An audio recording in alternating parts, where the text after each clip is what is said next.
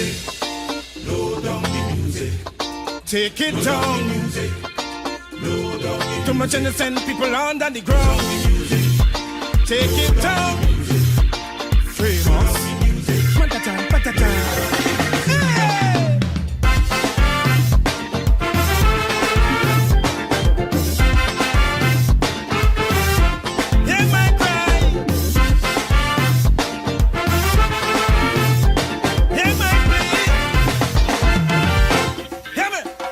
Evil music playing for some time now, and it have we dancing all kind of how. Now the height of the audio is polluting the air. Hide the stanzas in the verses, igniting a fear. The only songs I am hearing are echoes from a gun. Cause these criminals only killing people for fun. Seems like we have no love for one another again. Every day, blood flowing through the anti-train. In high pitch, families scream out in agony. So it's plain to see, the volume is too loud for me. So I beg you, low down the music. Low down the music. Low down the music. I beg you, low down the music. All the senseless murders cannot stop if the music have the minds corrupt. Low down the music. I beg you, low down the music. It's like a demon roaming through wheel and possessing man to kill his fellow man. I say, low down the music. I beg you, low down the music. Take it down. Too much innocent under the ground.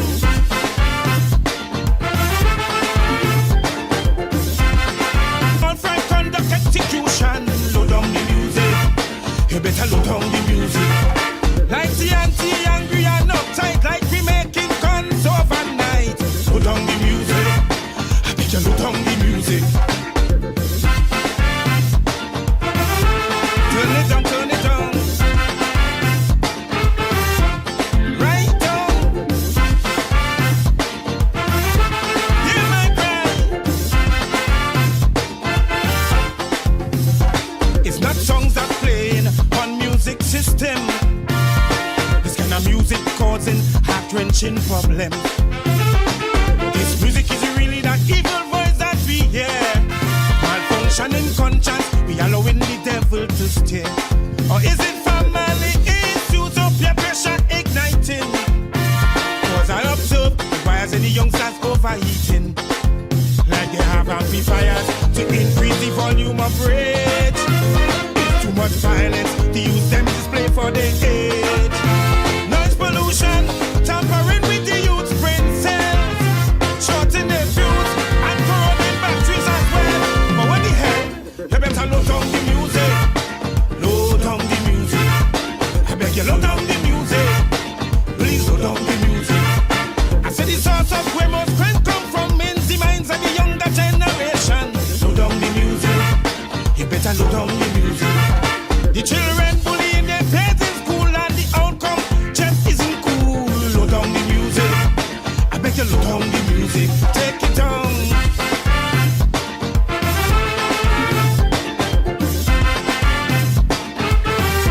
Take it down.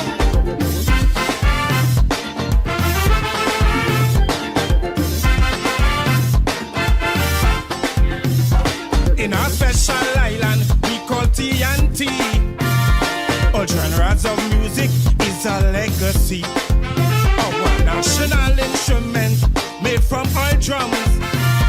And from that man constructed a street rhythm. Now the latest invention is to destroy and to kill. In record time, they dropping people at will. But you can't condemn the youths just because they committing crime. It's lack of molding, have the brain tie up like vine. Frequency of sirens and gunshot is what we hear. So load up the music and I will lift up with voice in prayer. Make it clear, you got to load down the music. Load down the music. Load down the music. In Guyana, who said that you do accept bribes, and they have said that in fact it's the only way to get business done is to bribe you. But one Chinese businessman we spoke to involving timber logging told us that basically as long as the Vice President is okay with it, it's fine. He just needs to give one phone call to whoever is in charge. They'll get it done right away. The real big boss is the Vice President. Everything goes under the table. The whole country is like this. Yeah, well, I his father was here from many years ago. I mean, he lives next door to you. Yes. You know, he was able to arrange meetings and catch-ups with you at any point in the day. He claims As a friend, yeah. He claims that through his very close relationship with you, that he's able to get any deal done. Well, I don't know and if that's. He's able to change laws for investors. But then which law has? Give you a slice of bread and I want you walk and talk and tell the whole world, oh yes, but you know the PPP give me a slice of bread? Making fucking joke with you. Are you not gonna buy me out? Me don't take buyout. I want to see righteousness for this nation and things happening for people in this nation. Don't come selling people no dreams and got people living in no world. Don't got people living in no world. Show the people what you could do. Another thing, you know, the VP or the finance minister of this country, any one of them ministers could go in the pocket. Oh, they're so wealthy. They ain't got to wait upon. They ain't got to wait a budget cut. And they ain't got to wait upon the resources money for give nobody this 100,000. They could go in their own pocket and give this whole nation 100,000 each. With the amount of Low down the music. Low down the music. Take it Low down. down the music. Low down the Too much innocent people under the ground. music. Take it down. Famous. Patata, patata. Hey!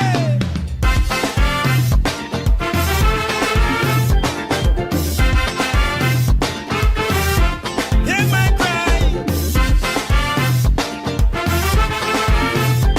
Hear my plea. Hear me. And evil music playing for some time now. And it have we dancing all kind of how. Now the height of the audio is polluting the air. Hide the stanzas in the verses, igniting a fear. The only songs I am hearing are echoes from a gun. Cause these criminals only killing people for fun. It seems like we have no love for one another again. Cause every day, blood flowing through the anti-trade. In high pitch, families scream out in agony. So it's plain to see, the volume is too loud for me. So I beg you, low down the music. Low down the music. Low down the music. I beg you, low down the music. All the senseless murders cannot stop if the music have the minds corrupt. Low down the music. I beg you, low down the music. It's like a demon roaming through wheel and possessing man to kill his fellow man. I say, low down the music. I beg you, low down the music. Take it down. Too much innocent under the ground.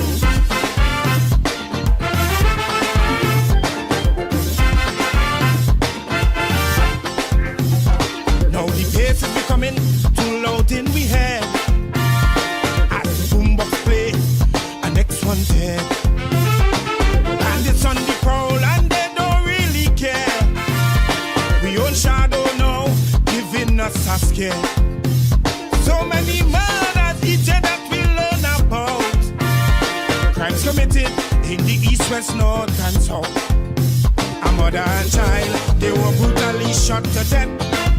Leaving relatives consumed with grief and regret. 3 were shot while I'm in Maloney. Meanwhile, our old folks marching central ended bloody. So you see, you got to low down the music. Low down the music. I beg you, low down the music.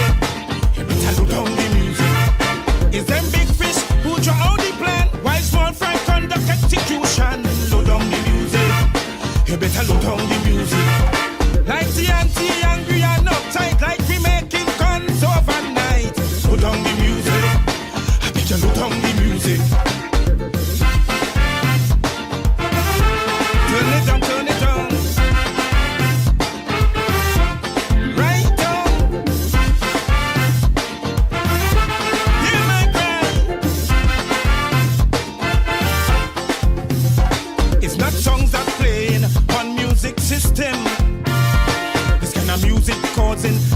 launching problems. This music is really that evil voice that we hear. Malfunctioning conscience, we allowing the devil to steer. Or is it family issues or peer pressure igniting? Cause I observe the wires in the youngsters overheating. Like they have amplifiers to increase the volume of rage. It's too much violence to use them display for the age. Noise pollution, tampering with the youth's brain cells, shorting their fuse and corroding batteries as well. But what the hell? You better low down the music. Low down the music. I beg you, low down the music. Please low down the music. I said the source of where most strength come from in the minds of the younger generation. Low down the music. You better low down the music. The children bullying their peers in school and the outcome just isn't cool. Low down the music. I beg you, low down the music. Take it down.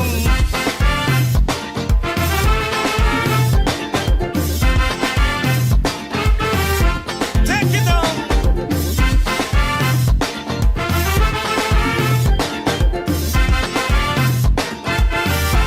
Maybe they're the ones who told you, or it could be just a fictitious thing. Okay, well, let's talk about specific individuals. What is your relationship with Mr. Sujuro? So my relationship, nothing. He is Teacher Pussy say if you tell a lie you're going to hell as soon as you die. Why sir? Welcome to another edition of Voice of the Diaspora. Rickford Burke in studio with us here. Let us get into the program. Rickford, as I can see you, I would like you to come full on screen, align yourself properly. Welcome to all the viewers. So many people have tuned in already, and that's so wonderful. We have the man of the moment here with us, Mr. Rickford Burke. And so,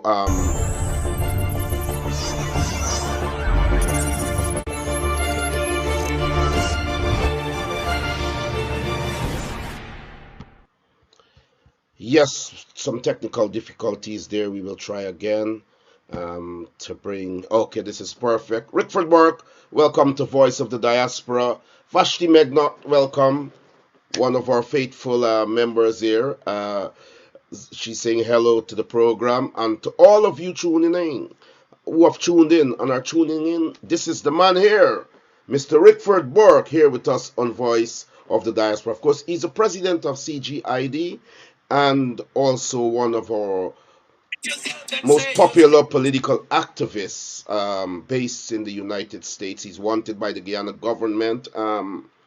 They're trying so hard to get him deported, and so this is the evil regime. But welcome, Rickford, welcome, and how are you feeling?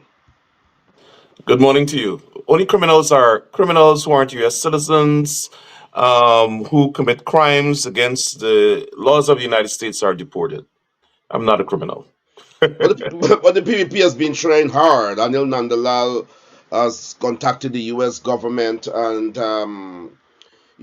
he's talking to the State Department, I think, to get you to come, to get them to return you to Guyana to be tried for some crimes and all of that. Some trumped up charges that they would have done there in Guyana. Briefly give us an update on that before we go straight into the program. Well, I don't acknowledge anything that the government of Guyana is doing. I mean, we can't give credence to a government making up allegations against their nationals abroad, and then sending those allegations to the United States government for the United States government to treat them seriously. I mean, it's a joke. So I don't pay any credence to what they're doing. What I pay attention to is the fact that they have committed crimes against the United States. The Biden administration, State Department, I think, was a bit lax in the enforcement of the law. They sent people here to kill me. Superintendent of police, a superintendent of the police came in this country and made contact with hitmen to have me killed. Those How people long are ago was cooperating with that? Just for the viewers. last year. Last Last year. year. In addition to that, you had Assistant Superintendent of Police Sarabo, who came with an accomplice to my home and threatened me with a gun under the guise of trying to serve me with some documents. In addition to that, there were several other criminal acts committed by representatives of the government of Guyana in the United States, including sending intelligence officers to follow the run. And those issues have all been, um, with evidence, sent to the Justice Department, and we see where it goes. So Now I'm the not Uni- concerned with what they're saying. I'm more concerned with the crimes they've committed against us, for which we've asked the United States government to prosecute them. and how is that going? Is there any progress from the U.S. side? Well, there are several discussions which I'm not privy to, one, and two, those that I'm privy to I can't disclose because they're sensitive law enforcement issues. But I'm waiting to see, and um, as the victim, I have a right to demand prosecution, Yes, and that's the course I'm taking. you have a right to demand prosecution. But we know down in Guyana, by Jack Dio and the PPP government, they're prosecuting people, and we are aware that the acting commissioner of police, who was charged last year for several crimes while in the police force, Mr. Brutus, The uh, Assistant Commissioner of the Police, assistant Assistant Commissioner of commissioner Police. of police, yes, uh, the assistant commissioner of police, he was charged. I understand there's a tribunal now, a tribunal that is set up to investigate him. Tell us a bit about that, because I know your organization has been speaking out against that, and so give the viewers your position on what is really transpiring there. Well, first of all, I want people to know that CGID is not an organization for opposition supporters or PNC supporters or AFC supporters and anti-PPP or whatever it is. CGID is an organization that promotes the rule of law and adherence to the Constitution, in addition to adherence to the democratic ethos generally. So a lot of people have been saying, why are we, advocating for Brutus? We're not advocating for Brutus, we're advocating for the rule of law. So I wanted to make that clear. So don't message me after this, people, to ask, why are you supporting Brutus? We're not supporting anybody. We're supporting adherence to the rule of law.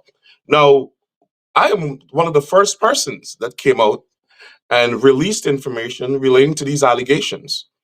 But what I see is absolute abuse of power, absolute violation of the Constitution. And regardless of the allegations against Mr. Brutus, one, he's entitled to the presumption of innocence, and two, he's entitled to due process. Every citizen of Guyana is. And we can't advocate for Tom Jones to have due process and not for Calvin Brutus. Now, what the government has done is that they have said to the international community, you're accusing us of corruption, and we're cracking down on corruption. They're not cracking down on corruption committed by Barjack Day or Irfin Ali or all the other ministers of the cabinet. They want to make Calvin Brutus an example. And Calvin Brutus is not the only person in the Guyana police force against whom there are criminal allegations. You have criminal allegations against a whole host of other persons, Karambash, um, uh, Budram, a whole lot of others. But they've singled out Brutus because Brutus does not look like Karambash or Budram. And they want to make Brutus an example, and they intend to crush him. Now, if Mr. Brutus committed a crime, then by right, he should be charged and prosecuted and accorded due process as outlined in the Constitution and the other concomitant laws of Guyana. So they charge Mr. Brutus. He's before the magistrate's court with 204 charges, 24 charges, 250 charges, 250 charges. Then, in addition to that, or simultaneous to those proceedings in the court, they have now appointed a tribunal. Ministers of the government conspired based on my information, with the Police Service Commission that enacts disciplinary measures against senior police officers, the rank of assistant superintendent and up. And they've appointed a tribunal under section 1701 of the laws of Guyana, which is the Police Discipline Act. Apparently, section 15 gives them that power to do that. I previously said that I don't see anything in the act that allows them to do that, but apparently, section 15 of the act give them that power to do that, which contradicts section 5. So I think there's a constitutional issue right there. But in addition to the fact that there's this controversial tribunal appointed by a commission that is not fully constituted one, all of the members of the tribunal have conflicts of interest. The chairman of the tribunal is Shoshana Lal, who is the Deputy Solicitor General in the Office of the Attorney General, who was the defense counsel representing the government in all of the civil lawsuits Brutus filed against the government. But isn't that a So conflict of she interest? Sorry, it's go a ahead. massive conflict because she has all of the discovery in the case, in those cases. All. She's seen the allegations against Brutus. She's seen Brutus's response to the allegations, his defense, basically. And she's seen the evidence Brutus has presented in his defense. She has access to all of that. And now she's turned around and accepted a position to prosecute Brutus internally in a police disciplinary hearing. It is obscene. That's number one. Number two, there's a defense lawyer, I understand, by the name of Bernard da Silva, who offered, when these matters came up, when these charges were announced, offered Brutus to defend him. Brutus did not retain him, but now he's on the investigating tribunal, investigating the same charges that he offered to defend.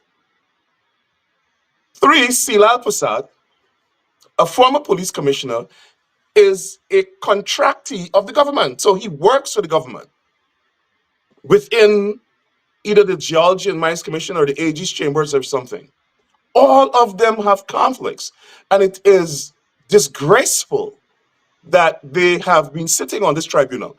In addition to that, the tribunal seemed to be unconstitutional because here why.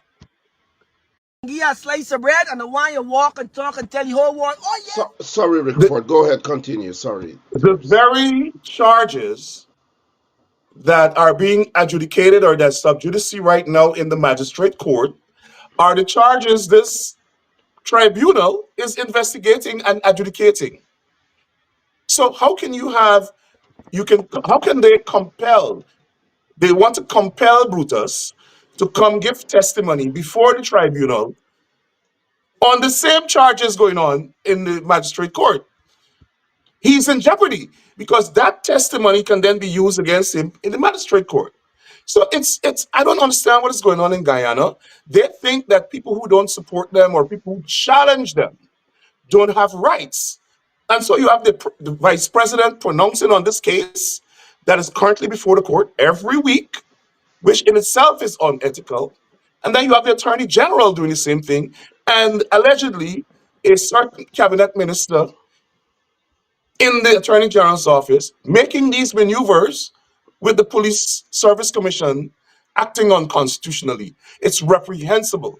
And I hope the Supreme Court will stop this masquerade. Rickford Burke here. Are we getting some technical difficulties? I think the PPP is on to. Whenever Rickford comes on this program, I don't know what happens. We don't get these problems at all. And as soon as Rickford comes on, we're getting these problems. Viewers, thank you for your patience. So many people are tuning in. So we know, Rickford, the final point on that Brutus situation. We understand that all these things are engineered by Bharat Jagdeo. This is a situation where the Commissioner of Police, Clifton Hicken, was placed there, confirmed as police commissioner and all of that. And we understand that it is Barra Jagdeo that passed the order to charge Brutus, Calvin Brutus, the assistant commissioner, and everything that is happening now, including this tribunal.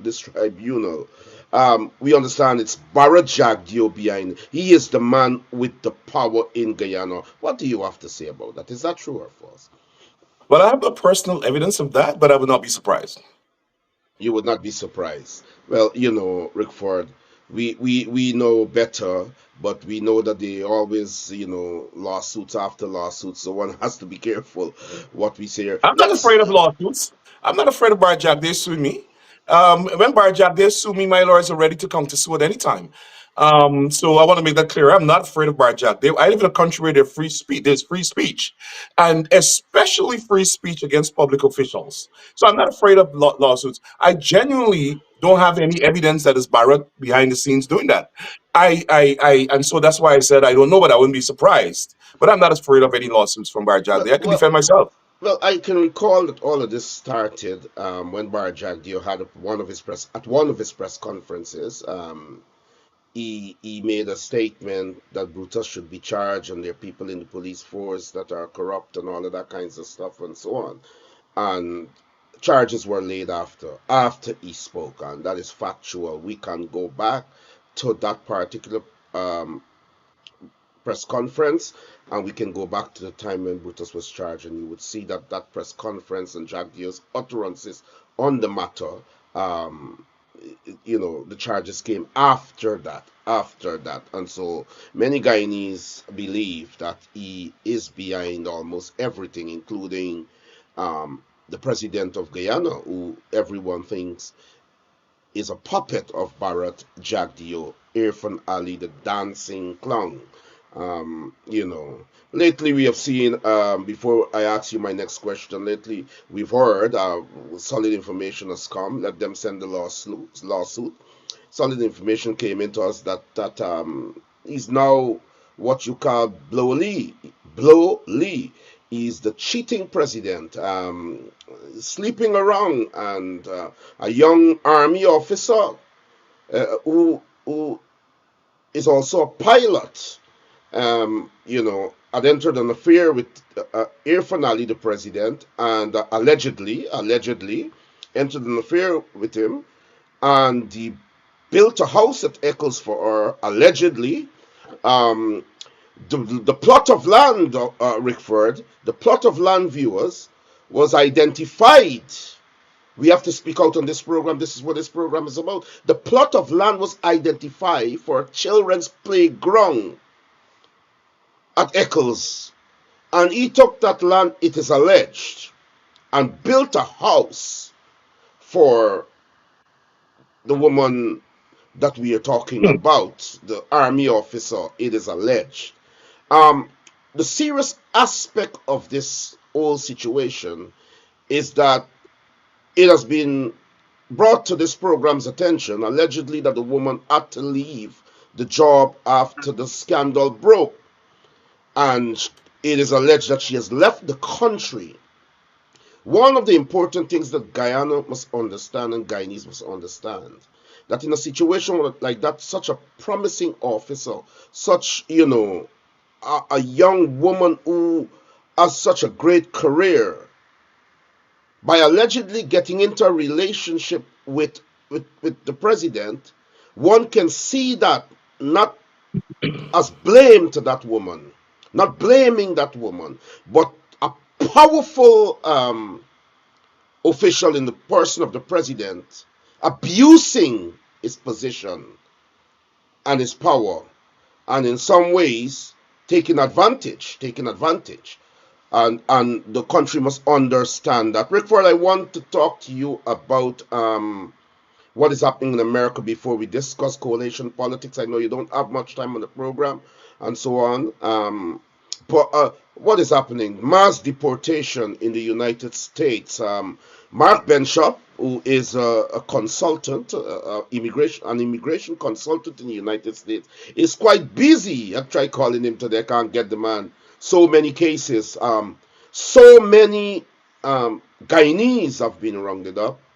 and are set to be deported. Barjagdio did say at his last press conference, because I think, it's a lot of Indo-Guyanese, I understand, that are not sorted out there and are being rounded up. Barjagdio is saying that, yes, we have to find jobs and everything for them. When they return, we have to bring them back in the system, and so on and so on and so on. Talk to us about the mass deportation happening in America and what you know.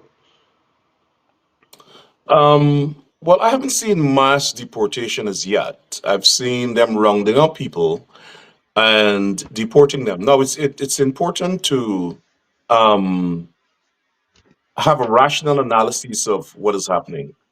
Number one, and I want to be very careful about what I say because of my proximity to the political leadership in this country, and I don't want anybody to attribute anything that I say to them. But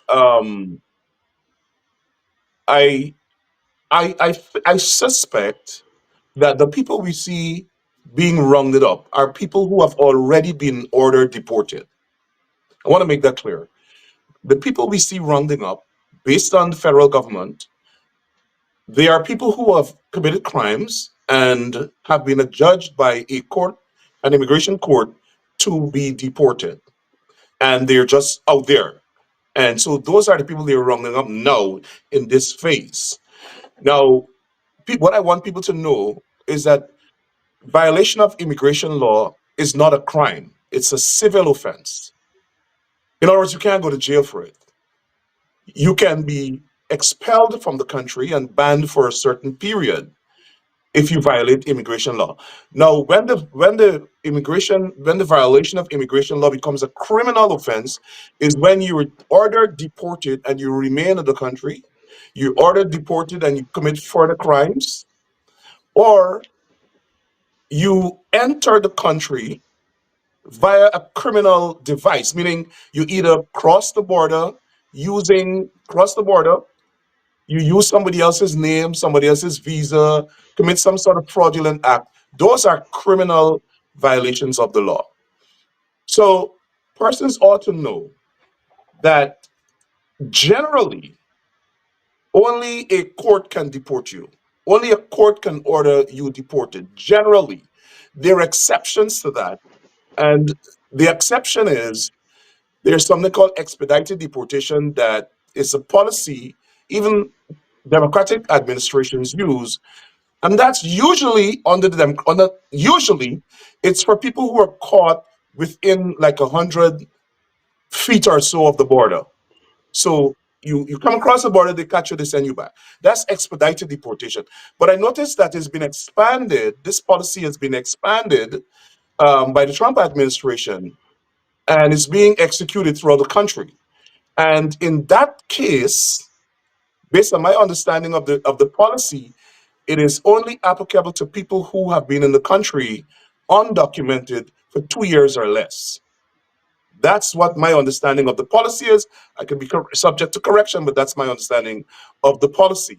But generally, you can only be deported by a court. So if, for instance, you are working at a factory or something like that, you have not committed any crime, you've been in the United States for over 2 years, and immigration or ICE picks you up, you have to be placed in proceedings in a court, removal proceedings in a court to be determined by a judge.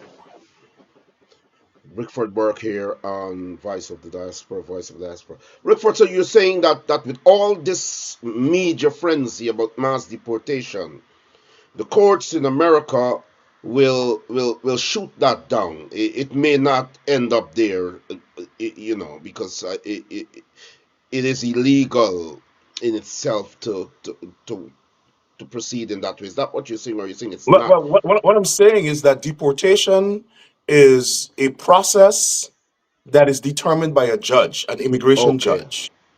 So if you're arrested by ICE, you've been in the country for 2 or more years, based on my understanding of the immigration law, I'm not an immigration expert, you have to be taken, you have to be placed in court proceedings, and then the court makes a determination. However, there are probably hundreds of thousands of people in the United States who have committed crimes and who, under immigration law, are deportable. Some of them are still subject to court proceedings, and some of them have already gone through those court proceedings and have been ordered deported to be removed from the country.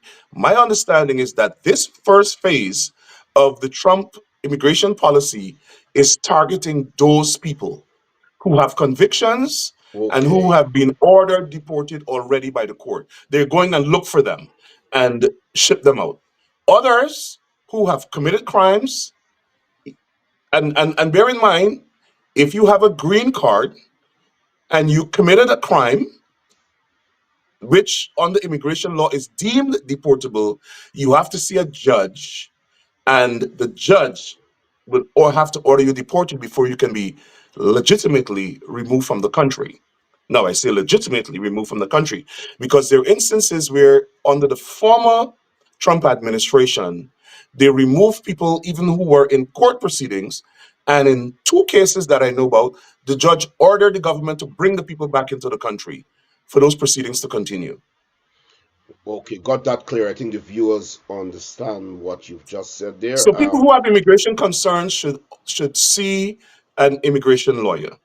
And they should be Wonderful. very careful because there are lots of scams happening right now. CGID, over the last 20 years, have been conducting what we call the Law New throughout the community, where we have members of Congress, all the elected officials, police commissioner, immigration officials, district attorney, attorney general, everybody talking to the community. I'm not sure that it would be wise now for us to invite immigration officials because we might be scared.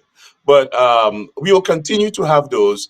And by the end of the week, our immigration council will issue an immigration advisory for Caribbean American immigrants, so that they could be guided. One more thing before I throw it back to you. A few years ago, we participated in the launch of an initiative by the Brooklyn District Attorney, where they were going throughout the community and they had and convened actual courts actual courts where they looked at minor things like people who have outstanding warrants for spitting on the sidewalk, riding on the sidewalk, disorderly conduct, and those things. They had about 15,000 outstanding warrants, and that's where they got rid of these warrants. Now, as an addition to that initiative, the district attorney invited immigrants who had convictions because they pled guilty at some point in time to some offense. They pled guilty to those offenses. They did not receive effective counsel. And as a result of that, they pled guilty and they have convictions.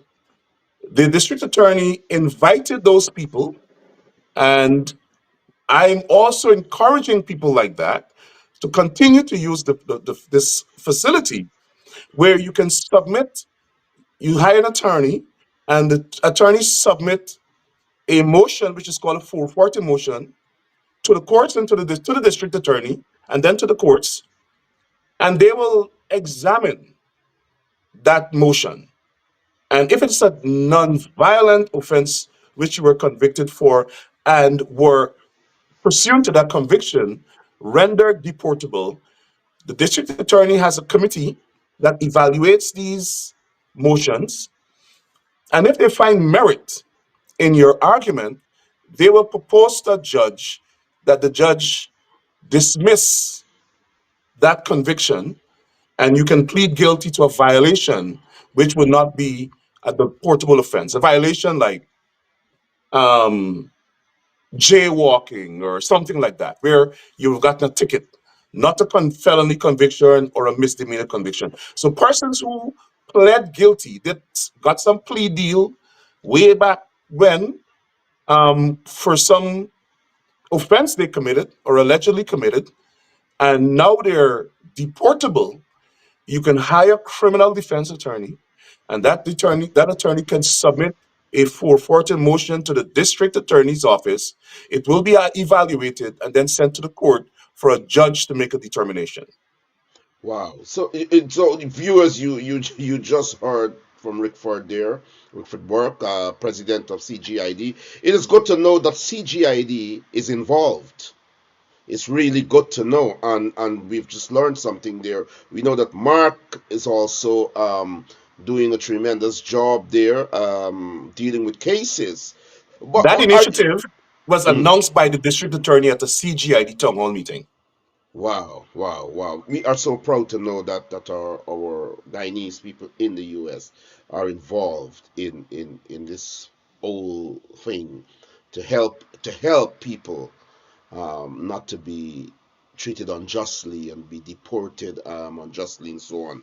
Um, uh, just before we go to the next topic, I understand that I've seen some clips too, some videos and so on, in places where you have a lot of Caribbeans, especially Guyanese and so on, like places like Queens, Richmond Hill area, and Jamaica Avenue in Brooklyn and Brooklyn itself and so on.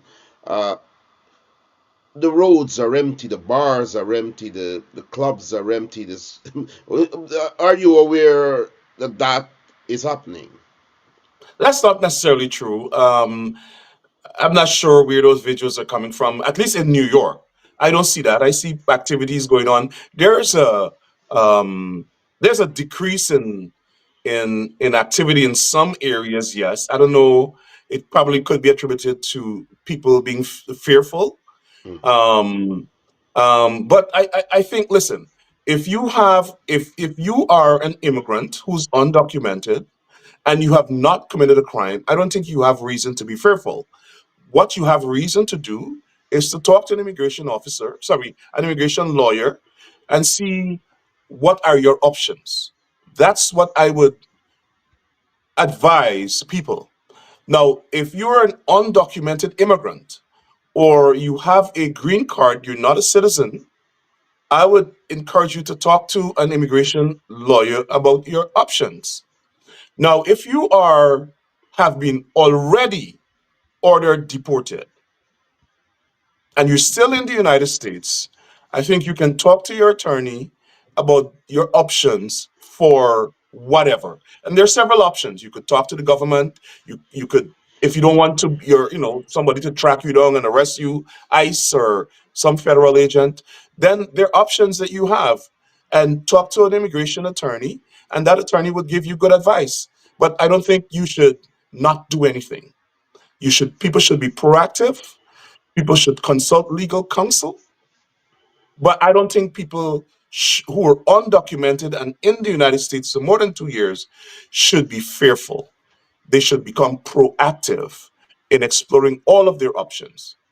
Wonderful. Thank you, Derek Ford. We're getting down to this to the part of the program that has to do exclusively with Guyana and its politics and the future of Guyana. Guyana is now an oil-rich country. It's one of the fastest growing economies in the world. But one of the most important things at the moment is that the Guyanese people at home and in the diaspora, they are saying that it is the social media activists, it is the Guyanese activists, social media talk shows, and so on, that are the real opposition, and that people are looking to us seriously to not only give them credible information, but also to guide them in the direction politically in which they must go. Uh, People have come to the conclusion that the social media activists, they are very, very balanced, and that they are not, they can hold the opposition accountable. They have been holding the government accountable for so long, more than the opposition. And so we have to understand our role today in this struggle, Rickford. And you are one of the foremost, if not the foremost, activists that people look to for guidance and for information, credible information, and so on. Look, before I ask you this question, let's go to this clip. It's very brief so that our viewers can see who we are dealing with in Guyana. Guyana who said that you do accept bribes, and they have said that in fact it's the only way to get business done is to bribe you. But one Chinese businessman we spoke to involving timber logging told us that basically as long as the vice president is okay with it, it's fine. He just needs to give one phone call to whoever is in charge. They'll get it done right away. The real big boss is the vice president. Everything is under the table. The whole country is like this. Yeah, well, he's a tenant in my place, yeah. And he's a good friend of yours?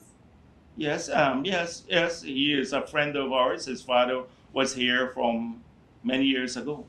I mean, he lives next door to you. Yes. You know, he was able to arrange meetings and catch-ups with you at any point in the day. He claims As a friend, yeah. He claims that through his very close relationship with you, that he's able to get any. Rickford Burke, that's Barra Jagdieu, Vice News. You know, last year I think it was the Vice News, an American media entity, Vice News, very credible media entity, would have interviewed Barra Jagdieu. It seems as though a lot of people are getting charged, and left, right, and center. They're sending people overseas, policemen overseas, illegally to arrest and to intimidate activists and Guyanese who are not enamored with the PPP and calling the PPP out. In Guyana, they're arresting policemen for corruption, this and that. Well, Rickford, why is Barra Jagdieu not being arrested? Look, he has been exposed. The evidence is there. You see Vice News doing an interview with Barra Jagdieu, and the conclusion is there was a video also because they recorded him. They recorded him and so on with Sue there and all that kinds of stuff. Why has there been no investigation? That's a Well, very, very serious charge. Investigation has to be done by the government and the police. And the president said that there is no reason for an investigation because it's an allegation. I don't know what else you need for an investigation, but that's It that. is it's the allegation you have to work on. I think Exactly. there's enough for the police to investigate Mr. Barra Jagdieu and even charge him. I honestly believe that. Rickford, Of course there is. The investigation against Calvin Brutus began with an allegation made on social media. And they have more than an allegation. They had direct evidence, video evidence of Barrett Jagdeo sitting there with Sue and these journalists, posing as investors, negotiating allegedly a $500,000 bribe. So you had more than an allegation. You had video evidence. But they don't want to investigate Barrett Jagdeo because they're embarrassed that a lot of corrupt acts will emerge that will embarrass the government. wonderful. In addition to that, Barrett Jagdeo is the president's boss. Well, that's what we're saying. So he is an untouchable. And in a country where there is supposed to be a strong opposition, if the problem is Barra Jagdeo, if the problem behind the corruption in the government and all of the wrong things that are happening, if that problem is identified as Barra Jagdeo, I wonder why nothing can be done about it. I think we have opposition parties that are tasked with the responsibility, especially those who are in parliament, are tasked with the responsibility to hold the government accountable. I am not sure we are seeing that. I don't know how you feel about that, but we're getting to the serious part of the program. And as I was saying, the Guyanese people at home and across the world, they depend on programs such as this one, yours, Mark's program, and so on. Sherrod, Kodaki, and others. Paul Slow, not to forget Paul Slow, Dr. David Hines, and others. I want people to go to those programs to get the truth, to get real information on what is happening in Guyana. Now, Rickford, so they're depending on us. So I want to ask you about the opposition.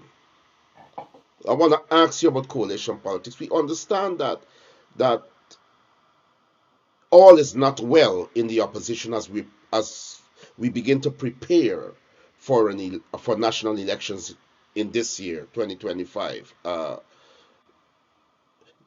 AFC seems not to want to coalesce. They've got a lot of demands, and statements have been made publicly that offended the PNC or the APNU. The APNU responded by saying that regardless of what happens, whether coalition or not, Aubrey Norton will be the presidential candidate, whether coalition or not. But we're looking at what is happening in coalition politics. Does it all go well in the run up to national elections, in our preparation? Does it all go well for a win? Does what all go well? Does what we're seeing in the opposition at the moment, um, will that not interfere with with any victory that the opposition may have at national elections? Well, the first The thing I say coalition is that, politics in general, what's happening in the coalition, and we'll discuss those things. But I just want a rounded position first from you. well, I think first of all, none of the opposition parties will beat the PPP either individually. They have to be a coalition if they want to win. The back and forth in the press that we've seen recently is not productive or conducive to fostering a coalition. And I have been behind the scenes advocating for it to stop.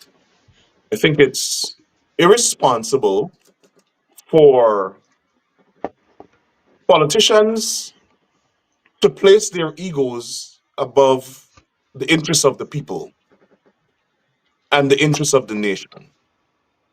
I think it's also unhelpful and counterproductive for them to be talking to each other in the press and complaining about leaks and who is jumping the gun and whatever it is. Those things should be done behind closed doors. What I would like to see is a coalition. What I would like to see, what CGID would like to see, is a coalition. I think they can commence talks about a framework for them to collate,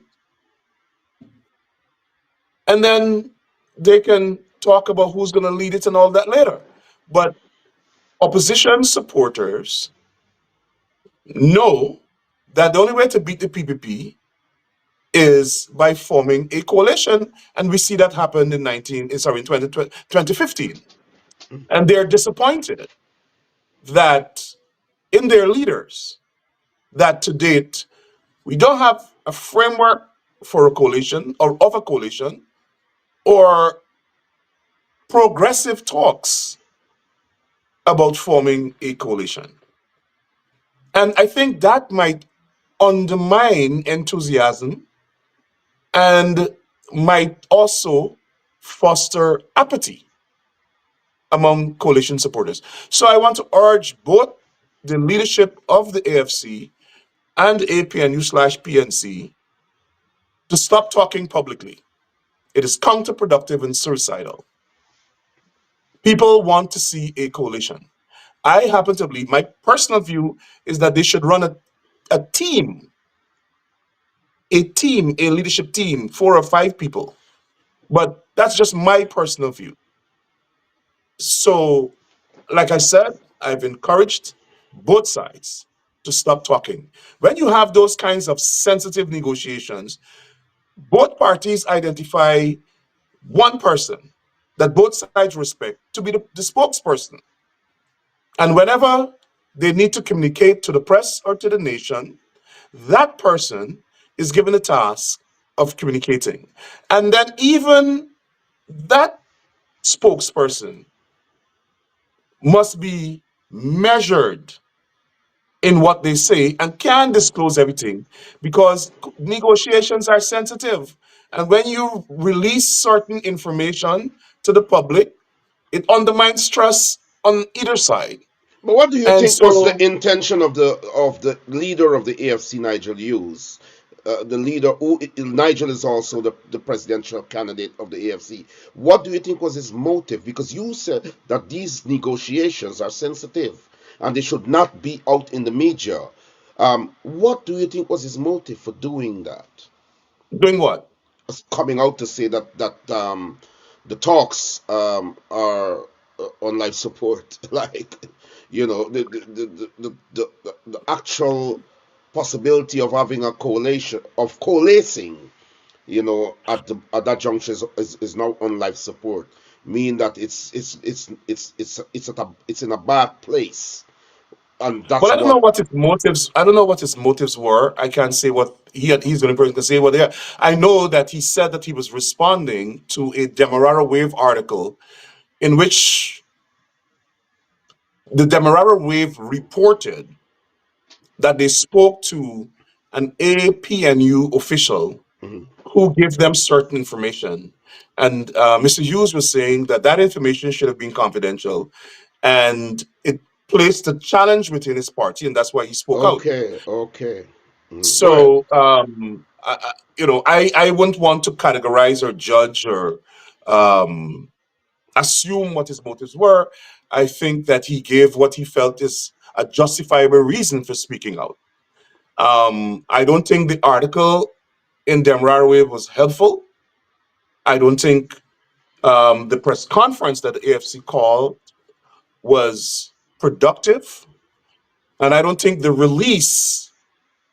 further release of the entire agreement was productive.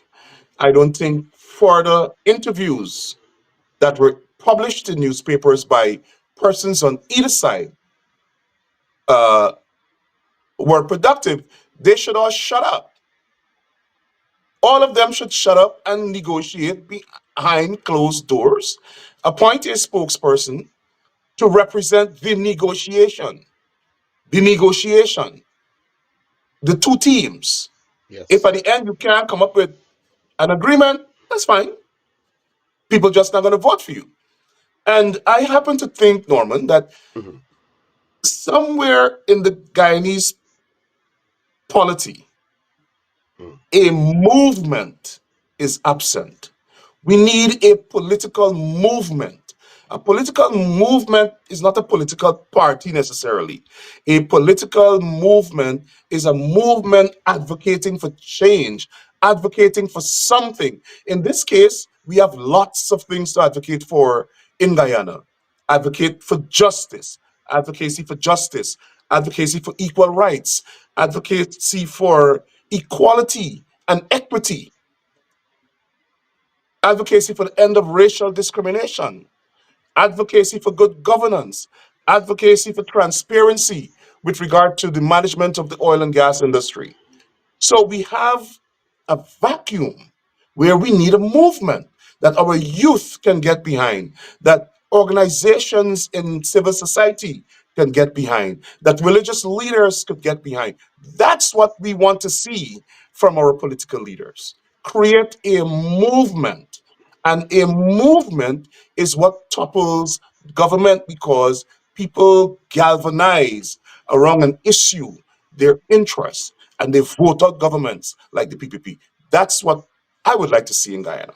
And I think that all of us would like to see that. Rickford, you were correct in saying that the in-house stuff in the discussions with with the parties to form a coalition should be something that stays in house, and so on. Today, the Stabrook News reported that the leader of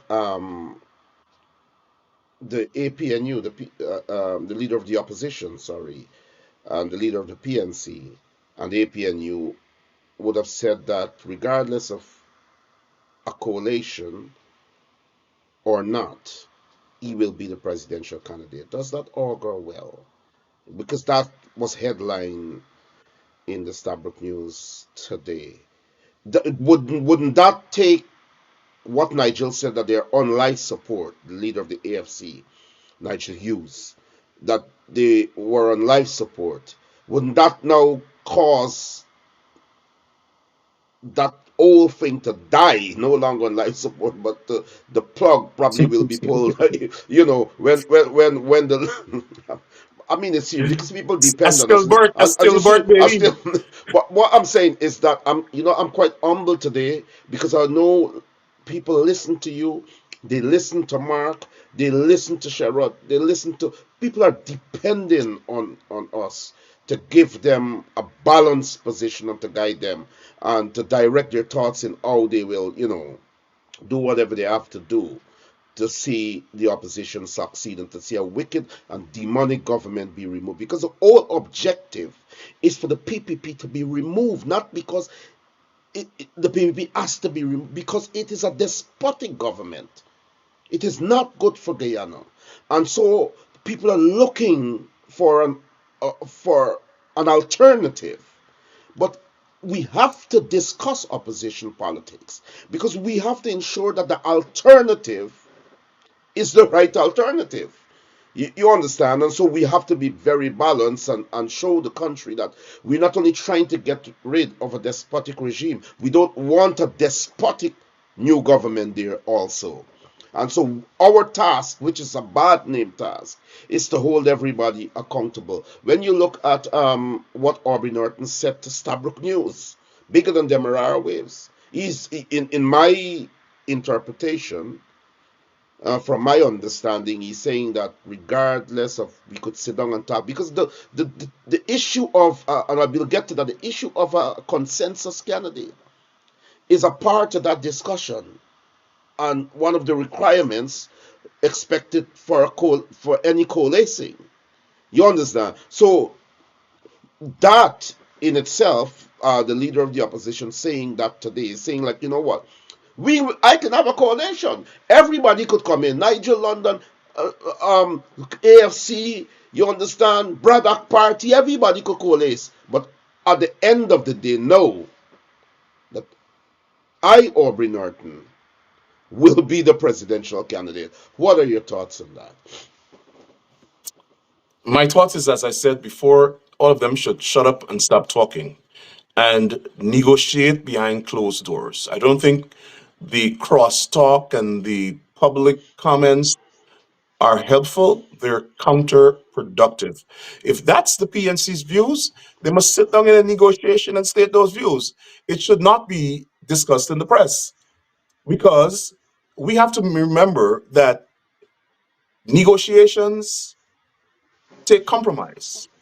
Mhm. And if you're talking to each other through the press, shouting to each other across Stabrook News, you're not going to come with any agreement. And you're doing a disservice to your supporters. You're doing a disservice to your supporters. If that's the position of the PNC negotiators should communicate that to the other parties that they're talking to behind closed doors. The negotiations, the conditions for to coalesce, and all of those things should not be discussed in the press while the negotiations are going on. That's a bad sign that the negotiations are not proceeding well. And it would disappoint and suppress support because people want to see a coalition. The other thing I want to say is this, and I have a flight to catch. The opposition has to understand, and I'm speaking to both sides because I know people would try to parse my words. In politics, you have to do whatever it takes to win. You do whatever it takes to win. That's it. I'm not saying do things illegally or commit I'm crimes talking, or yeah, rig an yeah, election, yeah, but I'm understand, yeah. saying you adopt the best strategy that would allow you a victory. That's my advice to the two negotiating sides, two or three or four, how much. Rickford Burke here, we winding now. He did say he has a flight to catch. He took the time out to come on, and we appreciate that. So we will not be much longer. Two more questions, and then we call it a I day. have 2 minutes, exactly 2 minutes. No, hold on, Rickford. Hold on. You said 45 minutes. We not even 40 minutes yet. So you know.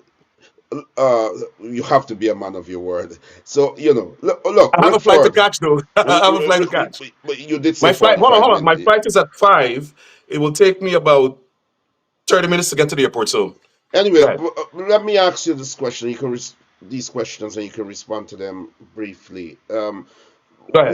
we know that when during 2012 and in 2015 and so on, the AFC would have had traction, would have had support and so on. Many believe that the AFC doesn't have any sort of support at the moment to call any shots. Fair play to the PNC and APNU. They are the largest. The PNC is the largest opposition bloc. They have the majority of supporters. If they're going to win an election, it would be largely because of the PNC. But the thing is, many believe that the PNC cannot win an elections on its own. On its own. So that is why we're crying for a coalition, because we have to have that kind of unity and that kind of overwhelming support to ensure that we bring the dictatorship down and remove them at the polls. That question.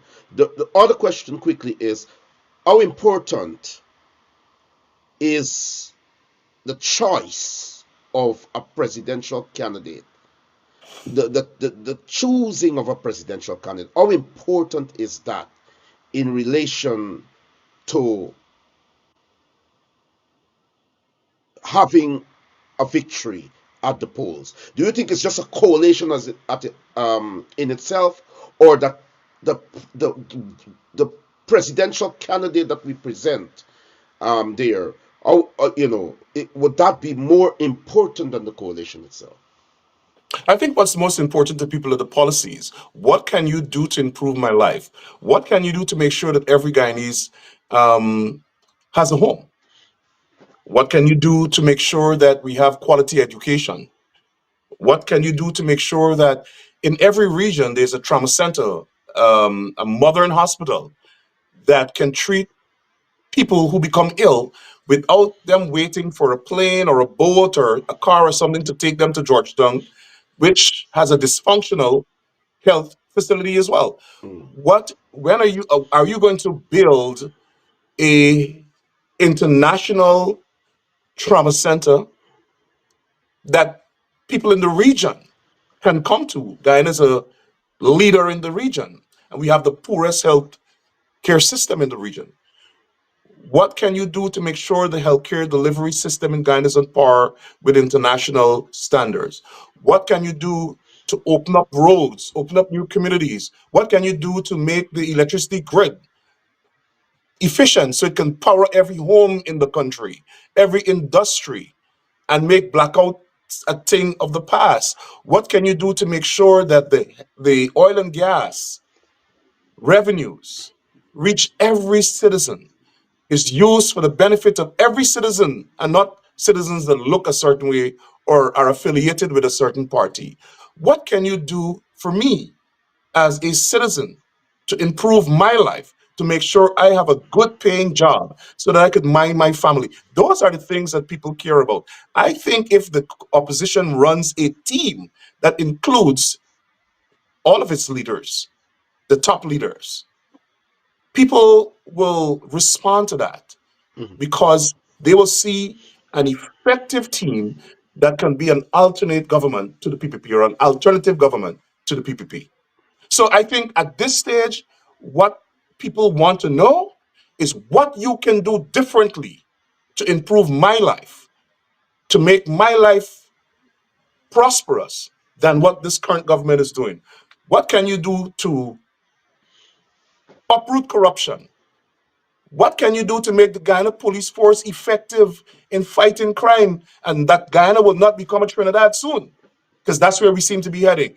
What can you do to make sure that the police force is a professional force? And how differently will you handle Venezuela so that Guyana's territorial integrity and sovereignty can remain intact? I think those are the things people want to hear. And that's what the political leaders should be talking about and presenting programs that are to the people better than the PPP. Demonstrate that you will have a better government than the PPP, a more accountable government. You wipe out corruption. You have better foreign policy than the PPP. But That's what let we want me to let hear. me say this quickly.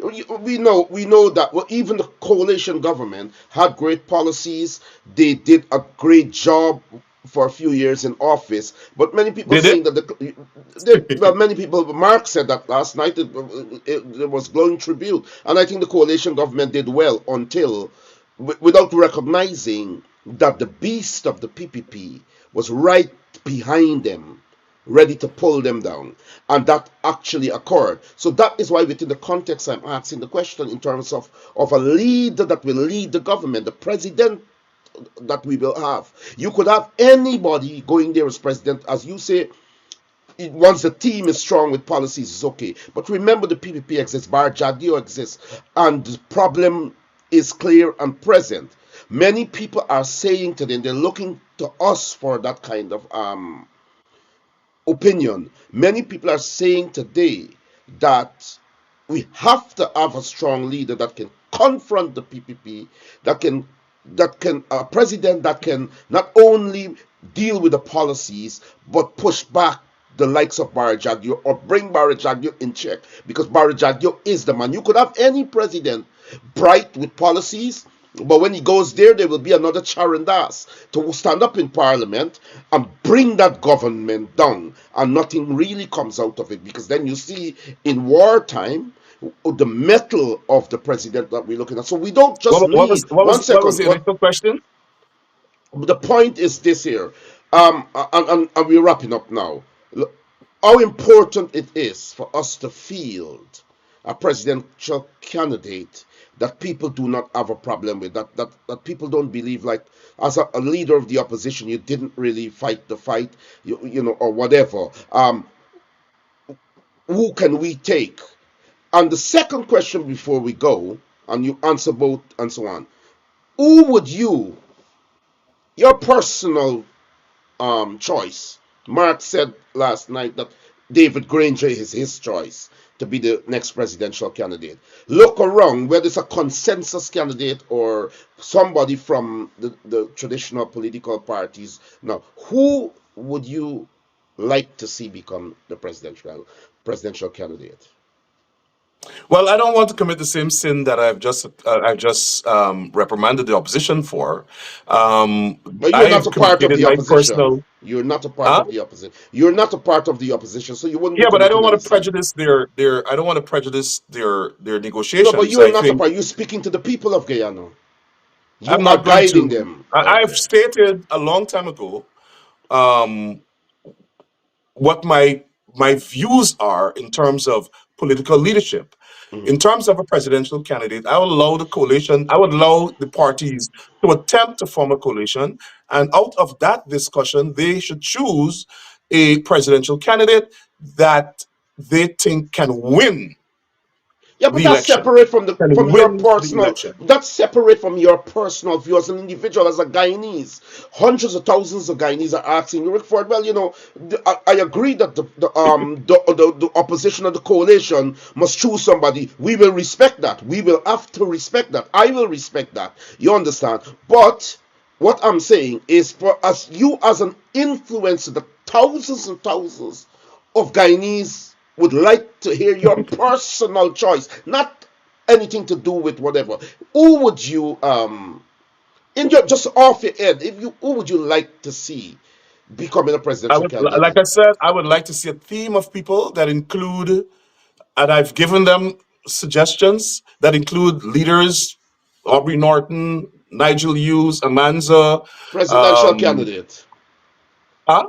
Presidential candidate, not a team. Who would you like to see standing there at elections I this prefer year? I prefer a team. I prefer the promotion of a team. In terms of presidential candidate, I would let them work that out. Rickford Burke here on the program. He's dancing tonight. I've never seen him like that. I'm a good dancer. No, but I'll tell you, as the head of CGID, your statement in terms of wanting to see them come together and decide everything is okay. But you, as a leader that hundreds of thousands of citizens look up to, that they would have liked to hear, and that person doesn't have to necessarily be the presidential candidate, Yeah, but but as the leader of CGID, I also have to be very careful what I no, say. I was I don't. asking you as I have I to I was have to asking have a as mandate to speak on that particular topic about presidential candidate from CGID, and the board hasn't given me that mandate to speak No, about that. but you're speaking as Rickford Burke here, and we clarifying that. You're speaking as Rickford Burke, the activist, the fighter. You And understand? Not again, as the president of there's hardly CGID. a distinction when I speak. People will try to attribute that to No, but CGID. people are So that's intelligent why. enough, sir. People are Uh, intelligent to listen. People are intelligent enough to listen to a program and to know that Rickford Burke says, as a person outside of CGID or whatever, as a leader that an activist that people look up to, Guyanese look up maybe to. maybe as time progress, I will make that announcement publicly. As time progress. Let me just ask you before we wrap up: Aubrey Norton or David Granger? For what? About what? What about them? If the two were there, which one would you have choose? Which one would you I'm choose? not gonna make. Not gonna make a comment on that. Well, you have that right, not to make a comment, but I think it will. I think questions will be asked. A question will I be will asked. answer that question in due course. I'm a very candid Well, person. I'm you're not going afraid to to give you're my going to opinion. wait until the coalition decide, and then you're going to back them. Not necessarily. That's what you're actually saying. Rickford Not Burke, no, not necessarily. no, but that's But exactly what you're saying. I have been actively promoting unity in the coalition, and I don't think I should go back on that and prejudice anything I've said and anything that I've said before or anything they're trying to do. And I want to see unity, and I'm going to do everything possible to promote that. Rickford Gotta Burke, go. It was nice. It was nice your having. closing remarks, and we call it a day. Well, my closing remarks is that I want to urge the people in Guyana to remain vigilant, to stand up to the oppression, political oppression by the PPP government. And again, I want to urge all of the political oppositions to come together and form a coalition and challenge the government. Select the best leaders to lead a coalition that you think can win. Rickford Burke, thank you very much. Have a safe flight. I hope you're not flying to Guyana. Or the plane does not detour, Barjag, be ready. Probably just I'm spoke to not. Trump.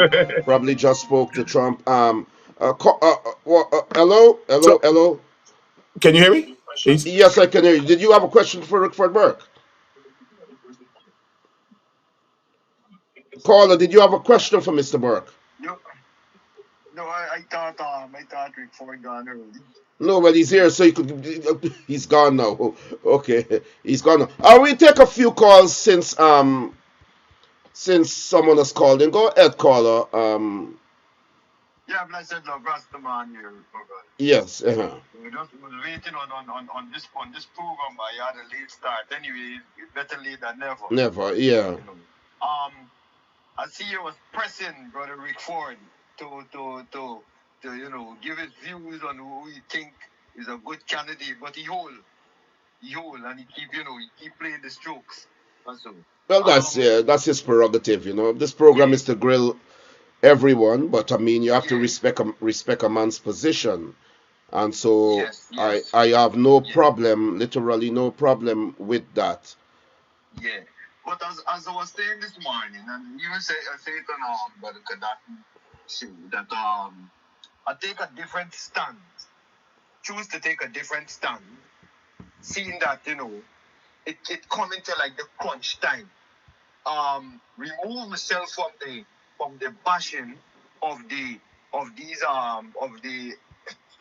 leaders, and move to a stage whereby you start encouraging, see how much you could contribute in building up, because we on this side, on the opposition side, the supporters of the opposition, we got to understand that we're not financially stable and strong, and so it is an uphill task. But to make it easier to reach on top of the hill, all hands got to be on deck. So as I was saying this morning, and I'm saying it now, using the program to say it now, is that advising the supporters, the passionate supporters who would like to see, the coalition, prevail. And so, of course, you won't get your choice and that kind of thing. I think that we should respectfully ease the bashing now. I think we we express ourselves a lot over the months and the years, and so on. Now that it's coming down to crunch time, you know, if we could able to contribute in upping each other's spirit with the little that we have, because we could make it work with the little. You understand? It got if you check body Norman, and you know, it's not the plenty ingredient that you put in the pot that make the food nice. It's how you put it. It's how you use the ingredients. You Yeah. understand? And and you know that one of the nicest part is the part where you put in the little bit, where you bring in the little bit together. So why you advising brother Nigel Hughes and brother Aubrey? Yeah. Remember, if you are listening, Sister Cathy, Sister Amanzo, if you are listening this program, y'all understand that couple years before we come into this, all of us was on one trajectory, which we have been singing one song, is that we got to remove this PPP. It's unfair for we to come now and then we got to get a problem who should lead them and thing. I feel as Brother Rickford said, pick a team, because we stand to win. It's best we get everybody a little bit for the long time. I'm going to talk about everybody. I'm talking about the whole of it, the people that is being victimized and marginalized and everything, a balance in the country. It's best we contribute to that than for Hold on, Rasta. Desiree, I will. Desiree, hold on, Rasta. Desiree, I will type it in the comment section. So anybody that want to call in, they can call in. Yeah, go ahead, Rasta. Desiree Simmons, I will start. That we got it's time. We are too close. It's couple days away from election.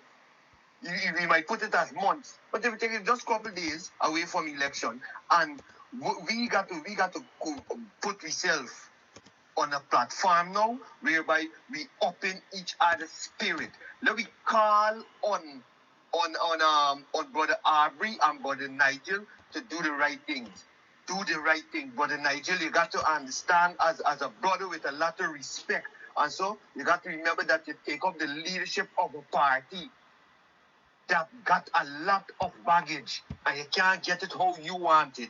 If there is anybody any backings you're getting that giving you the strength to push forward for the top, you got to convince them too that you could reach at the top without being the leader and them thing by helping to put forward the orchestrate a move which would put forward a consensus candidate. But Aubrey, you got to realize that the people heard. Yeah, but you know what is the serious? You know what's the serious thing here, Rasta? We didn't ask them to do that. They did that on their own volition, right? And politics is not necessarily a moral game. What has happened there is an indication. You have to look at it from that backdrop too. It's an indication and a warning to the masses of people that these people should not lead us. If this is their behavior, that the people are given a clear sort of indicator that, you know what, if this is what we are going to see coming from two leaders, perhaps God himself has shown us that so that we can take the bull by the horn and decide. You can see that in as another position. Brother Norman, I respectfully would like to disagree with you with that, because whenever you finish, it's these people we have there. We have them there. And talking about removing and thinking about somebody, and think it's not going to do from your standpoint. It's not going to do from where you're standing from. It's not going to do from where I am standing from. They are the ones in there. We already got them in there. Them and hearing this kind of reasoning in a like that would rev them up and let a conscience, you understand, kick in on them. It is never too late. So what we should I'll tell you what. I'll tell you what. I think that we suffered for so long as Guyanese people is because we we don't think out the box. We don't think as a developed world or anything. I often ask myself that if the president of Guyana during the pandemic would have kept a big party or whatever and so on, whether he would have been asked to step down. The Prime Minister, the British Prime Minister Boris Johnson, kept a party during the pandemic, a garden hangout during the pandemic, and lost the prime ministerialship. You understand what I'm telling you? So I think we got to reassess if we are not the problem as a people because we encourage leaders. It's like if we got some kind of complex. You don't look at lead and think or whatever. You said you follow a mandate, and if you don't follow that mandate, if you mess up, you have to go. That is why Barra Jagdil is still in power. Because the Guyanese people accept things. Oh, I like it. I think we shouldn't do that. And what people gonna think? And we have suffered like dogs for decades under political leadership. So while I hear that talk, my position as an activist is to say that nowadays, principle over anything. If a policeman catch you driving without license, you could knock down a little girl and kill her. The policeman catch you with alcohol in your system. You could kill somebody loved one, never to come back. You could bring so much anguish. And if you can offer that policeman a 10 grand and the policeman tell you go your way, drive, until our society and the people understand their value and what the system is supposed to be, you understand, we will remain with a third world mentality and live like dogs. I said it on this show today. Let me say this to you. There's nothing that happens in life, sir, when it comes to poor people, livelihood, and their existence, and those who are responsible for it, that God don't give you signs before they get there. If you want to ignore those signs and be whatever okay, it's okay or whatever, let me tell you something. What Nigel Hughes and Aubrey Norton doing is making us already lose that election. Hear what's saying to your brother. What Granger did during the time and allowed the PPP to do during that time caused thousands of Guyanese. They didn't come out and say nothing. It caused thousands of Guyanese not to go to the poll. Understand what I'm saying to you, man? It's my opinion, though. You have yours. Go ahead. I'll give you a chance. Yeah. The reason why I come to the junction, I use one that I listen to, you understand, and share the same sentiments and thing. Not only you, but the Ubraj Narain, it get others. You was one that helped. And you bragged, and rightfully so, and boast, and rightfully so about it. You is the one that helped Brother Aubrey Norton to reach there. And if you didn't see something good in him, you understand? Like many others, you want to support him in going there.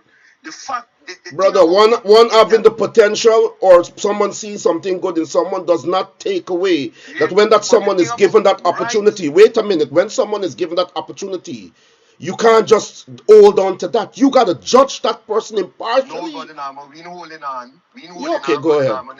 It's just as you say, Brother Nama. We're just waiting for other callers, Rasta. Continue. If anyone wants to call in now. Yeah, go ahead, Rasta. That just like how you mentioned with the intervention of God, you say that God does put things in place for we is what we interpret as to what, because no, it's what you tolerate. It's not what you interpret. It's what you tolerate. Listen to me now. Listen to me. You understand? Not you, because of what we tolerating, make you come to the conclusion, but that doesn't say the conclusion you come to that is it.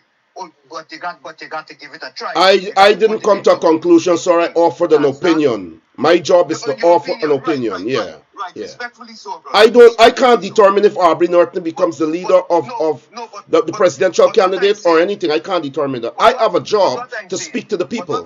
Go ahead. But what I'm saying is that a lot of us, even I myself, what is it that when we the back and force to reach there, that this is the suitable portion and thing, it don't really work out. It did not work out. Now you're talking, Rasta. If a man come to you with a, if a man, look at this now. But look at this.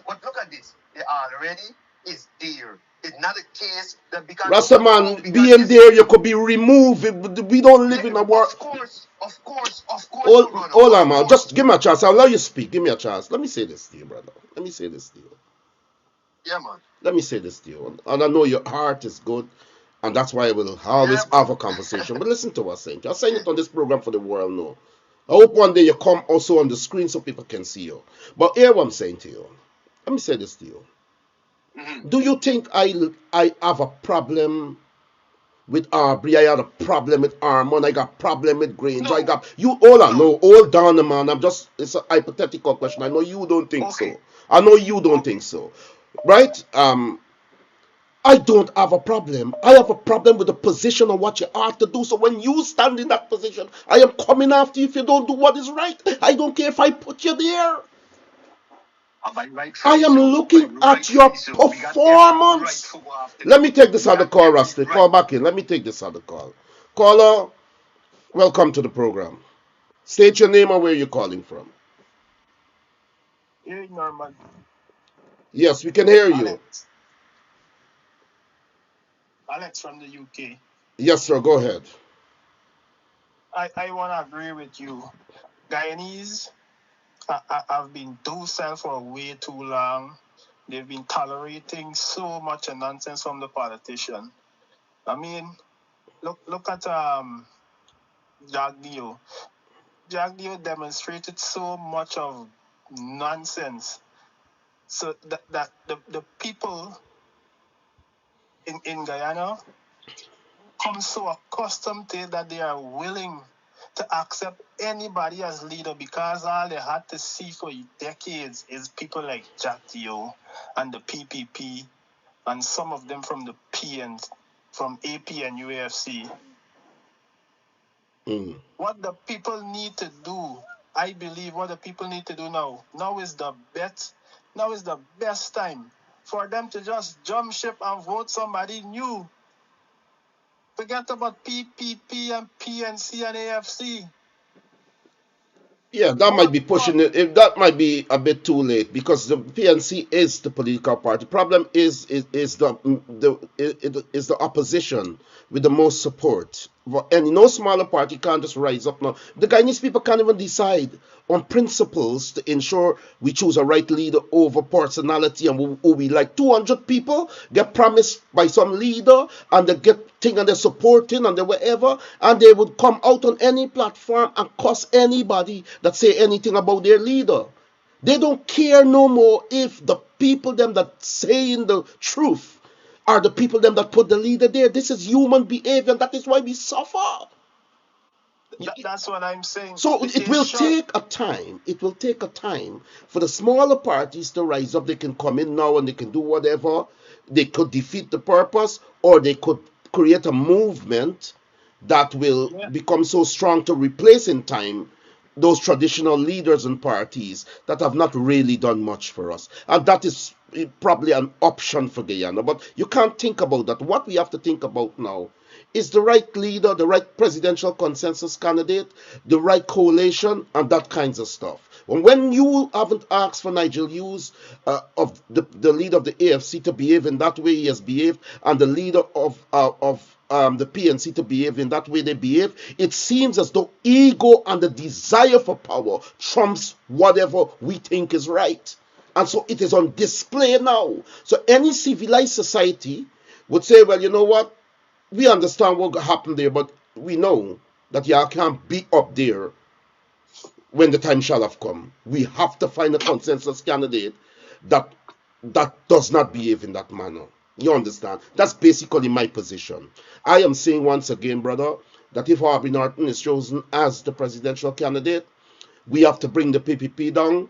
I have no choice but to fight with the coalition because the objective is to remove the PPP. But at this juncture, the objective is also to hold our leaders in the opposition feet to the fire. Because when we are in such a precarious situation, you got to strive to appear to be perfect and to show that you are qualified and you're doing the right thing. Yeah.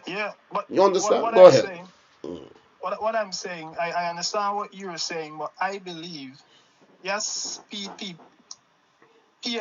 and the AP and UFC party, they're the main opposition. But I still believe there should be that new upcoming party that can hold their feet to the fire. Because again, we don't want a repeat of 2015, 2020 when they get in there.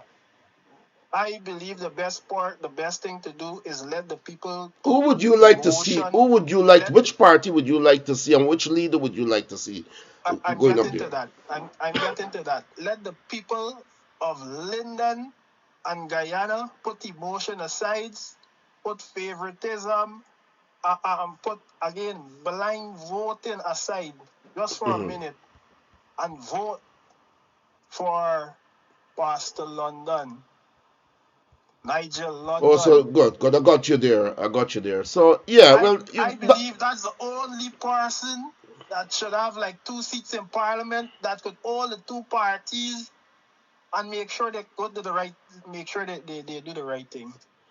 So at least you have a choice, and you've actually sounded that. So that is, you did a little better than Burke there.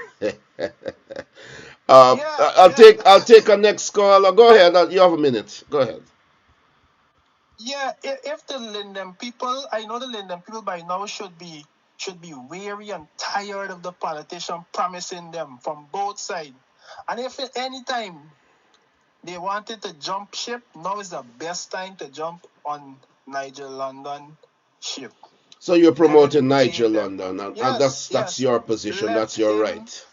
At least you got somebody that you would like to see there. In true representation, you're seeing it in word and in action. What more than that? Okay. The man speak what he wants and do as he say. Which politician now is saying what they want and doing what they say?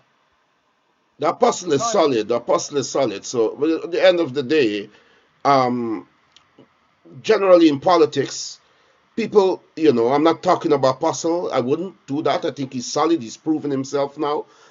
He's proving himself, and he has certain, qualities and so on that one would doubt. But politicians would come out. One would doubt that he would get there and do anything wrong.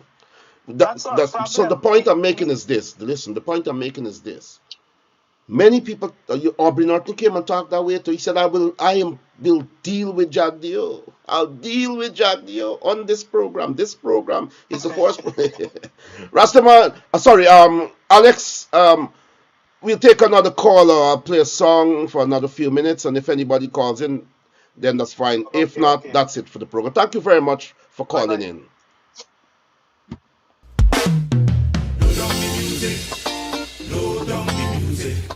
Take it down, music. Too much innocent people under the ground. Take it down, famous.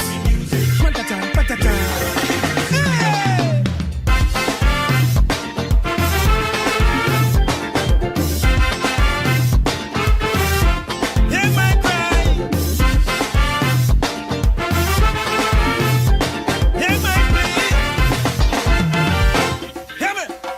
Evil music playing for some time now, and it have we dancing all kind of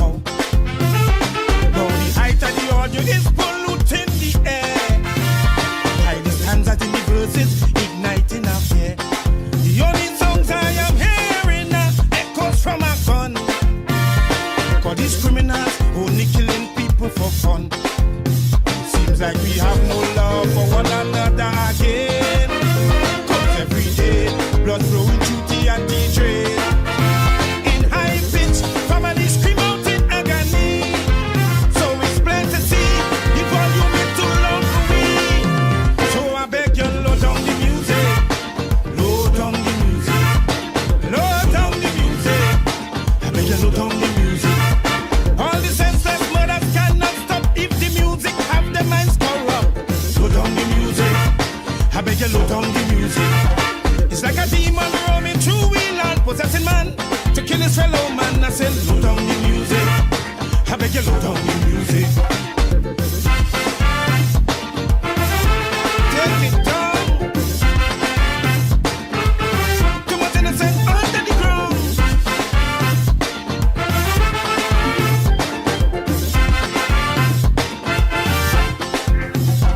Now the pace is becoming too loud in we head.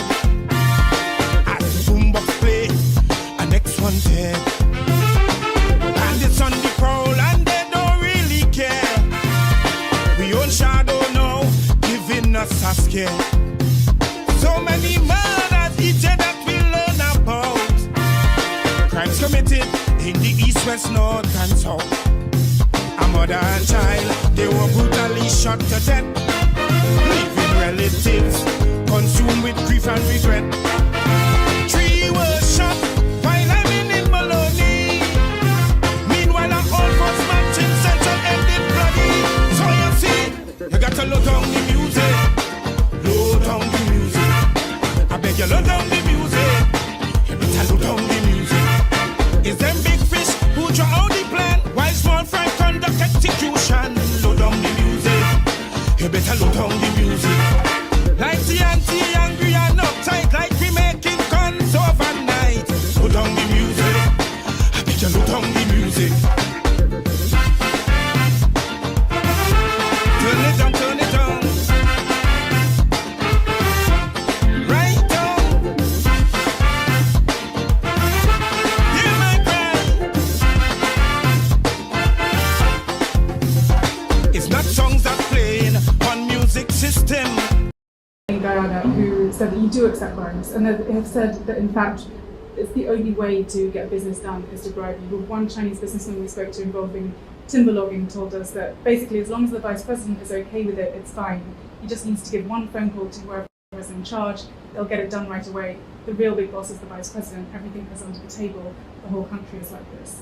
Yeah, well, I deal done. well, I don't know And if he's that's, able to change laws for investors. but maybe they're the ones who told you, or it could be just a fictitious thing. Okay, well let's talk about specific individuals. What is your relationship with Mr. Sujiro?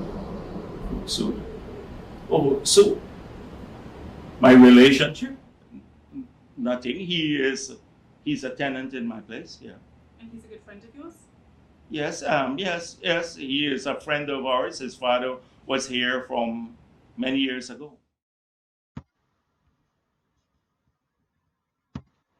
Give you a slice of bread and I want you walk and talk and tell the whole world, oh yes, but you know the PPP give me a slice of bread?